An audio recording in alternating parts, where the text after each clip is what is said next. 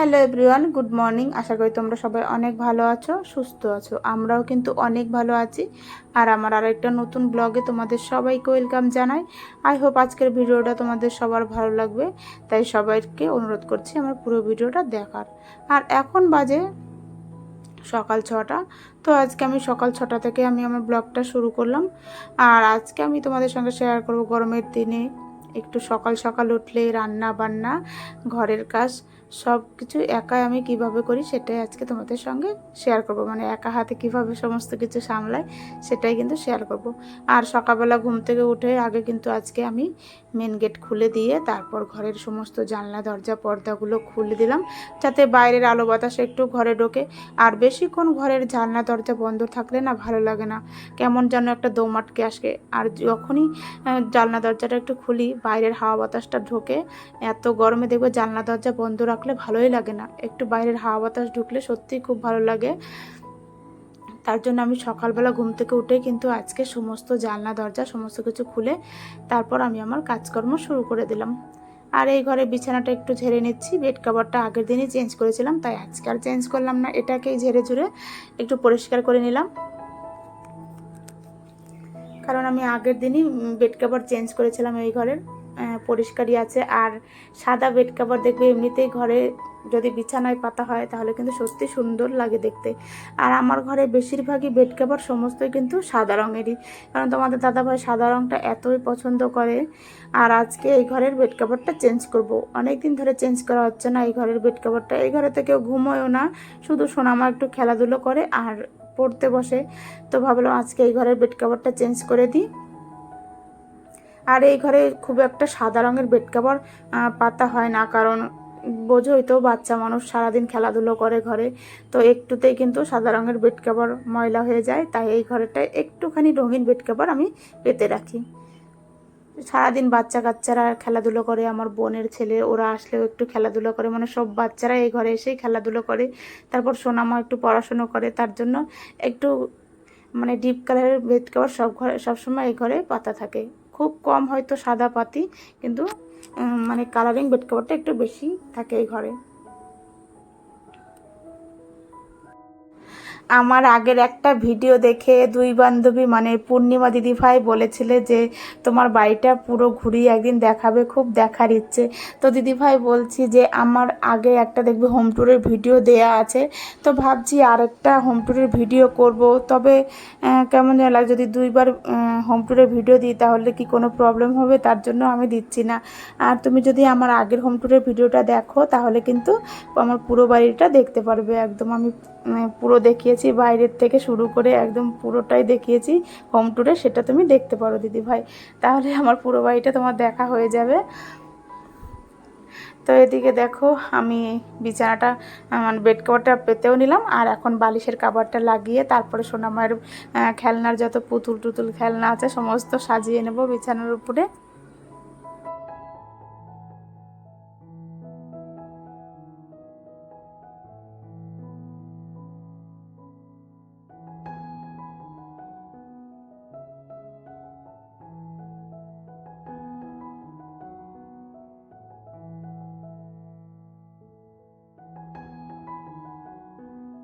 ওদিকে বিছানা টিছানা সমস্ত কিছু পরিষ্কার পরিচ্ছন্ন করে তারপর আমি বাসি ঘরটাও ঝাড় দিতে চলে এলাম।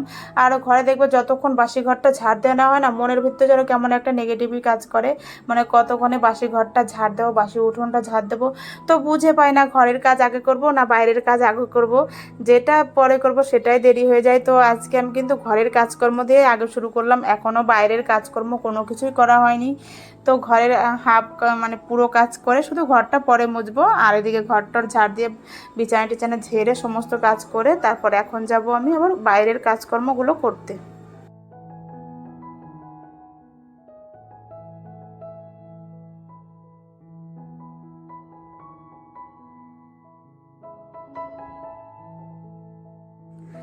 তো ঘরের কাজকর্ম সেরে তারপর আমি চলে এলাম বাইরে, বাসি উঠোনটাও ঝাড় দেওয়া হয়েছিল না, তো সেটাকেও ঝাড় দিয়ে নিলাম। কারণ যতক্ষণ এই বাসি উঠোন আর বাসি ঘরটা ঝাড় দেওয়া হয় না, মনের দিক থেকে আমি অতটা শান্তি পাই না। আর যখন এই বাসি ঘর দুয়ার ঝাড় দেওয়া হয়ে যাবে তখন সত্যি মনটা একটু শান্তি হয় যে বাসি কাজকর্মটা শেষ হলো। যেইগুলো নাকি খুবই দরকার। তো ওদিকে দেখো উঠোনটা ঝাঁট দিয়ে তারপর ঝাঁটাটা ধুয়ে আমি একটু দুয়ারের সামনে মানে উঠোনের সামনে একটু একটু ধুয়ে নিচ্ছি। এটা আমি প্রত্যেক দিনই করি। তারপরে আমাদের জলের দোকানটাও ধুয়ে পুরো উঠোনটাও কিন্তু আমি জল দিয়ে একদম ধুয়ে নিই। প্রত্যেক দিন এইগুলো করি, কারণ রাতে কুকুর টুকুর শুয়ে টুয়ে থাকে, সকালবেলা একটু জল দিয়ে না ধুলে না ভালো লাগে না। তাই প্রত্যেক দিনই সকালবেলা আমি উঠোন ঝাঁট দিয়ে কিন্তু আগে সমস্ত মানে পুরো উঠোনটা জল দিয়ে ধুয়ে নিই। আর তারপর ঘরে এসে দেখো নিজে এখনও দাঁত ব্রাশ করা হয়নি, তো দাঁত ব্রাশ করে নিজে একটু ফ্রেশ হয়ে এবার বাসি জামা কাপড়টা ছেড়ে নেব, কারণ ঘরের বাইরের কাজকর্ম তো প্রায় শেষ হয়ে গেল। এখন বাসি জামা কাপড় ছেড়ে তারপর নিজের জন্য একটু টাইম বের করব, মানে সকালবেলার স্কিন কেয়ার রুটিনটা আমি যেটা করি, সকালবেলা ঘুম থেকে উঠে আগে ফেস ওয়াশ দিয়ে ভালো করে মুখ টুক ধুয়ে তারপর কিন্তু সানস্ক্রিনটা মেখে নিই আমি। অবশ্য প্রত্যেক দিনই মানে এই গরমে শীত বলো গরম বলো আমি সবসময় সানস্ক্রিনটা ব্যবহার করি, কারণ রান্না বান্না করতে গেলেও একটুখানি আগুনের তাপ টাপ লাগে। আর এই যে লিপ বাম, এটা আমার কিন্তু শীত গরম বর্ষা সারা বছর কিন্তু আমার ঠোঁটে দিতেই হবে, না হলে না ভালো লাগে না। তারপর তো চুলটাতেও একটু আঁচড়ে নিতেই হবে, যা গরম পড়েছে চুলটা না বাঁধলে তো আরও বেশি গরম লাগে। যতক্ষণ মাথা না আঁচড়ায় যেন মাথায় আরও বেশি গরম হয়ে যায় আমার। তো দেখো তারপর নিজে একটু ফ্রেশ ট্রেশ হয়ে মাথাটা আঁচড়ে চলে এলাম ঠাকুর ঘরে, ঠাকুরটা জাগিয়ে এবার ঠাকুর ঘরটাও মুছে নেব। সকালবেলা ঠাকুর ঘরটা মোছা হয়ে গেলে, ঠাকুরের কাজকর্ম হয়ে গেলে না হাফ কাজকর্ম যেন হয়ে যায়। তার মধ্যে যদি পুজোটা হয়ে যেত আরও ভালো হতো, কিন্তু আজকে পুজো পরে করব, আজকে আগে রান্না বান্না করে নেব ভাবছি, কারণ এত গরম পড়ছে না ভালো লাগছে না। ভাবছি তাড়াতাড়ি সকাল সকাল রান্না বান্না সেরে একেবারে পরিষ্কার হয়ে নেব। তার জন্য দেখো ঠাকুর ঘরটার মুছে আমি রান্নাঘরে এসেই কিন্তু প্রথমে ভাতটা বসিয়ে দিলাম। এখন প্রায় বাজে 8:30টার মতো, তো 8:30টার সময় কিন্তু আমি রান্নাবান্না আজকে বসিয়ে দিলাম। আর এদিকে বসাবো একটু মুসুরির ডাল, তার জন্য একটু ডালটা নিয়ে 1 কাপ ডাল নিয়ে ডালটাকে ভালো করে ধুয়ে তারপরে ডালটা বসিয়ে দেবো।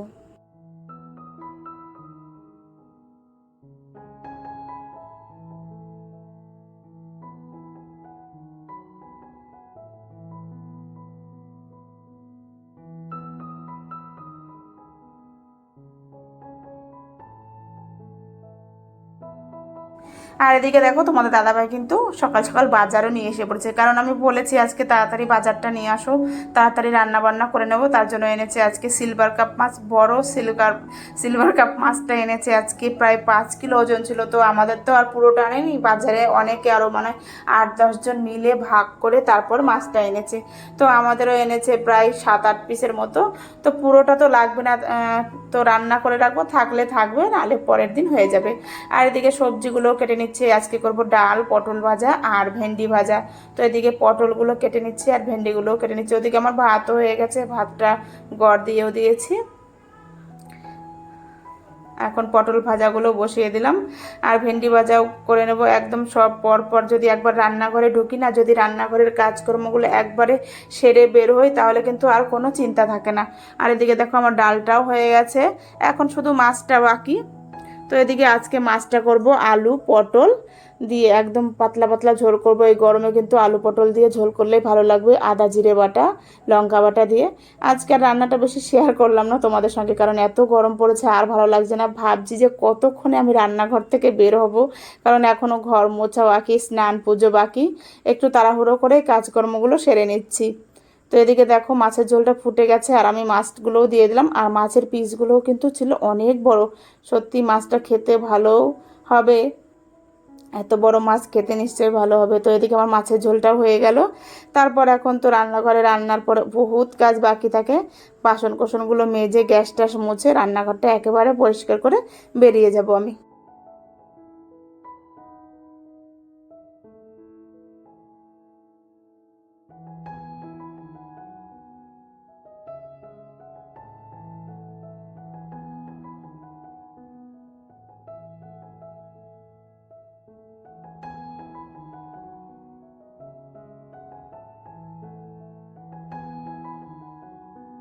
রান্নার ফাঁকে ফাঁকে যদি বাসনগুলো মেজে নিই, তাহলে কিন্তু আমাদের একবারে অতগুলো বাসন জমা হয় না। তার জন্য আমি কি করি, একটা করে রান্না বসাই আর একটা করে বাসন মাজি। তো এইভাবে কিন্তু আমার কাজটা এগিয়ে যায়। আগে তো বুঝতাম না, বাসনগুলো জমিয়ে জমিয়ে রেখে দিতাম, তো অনেক বাসন হয়ে যেত।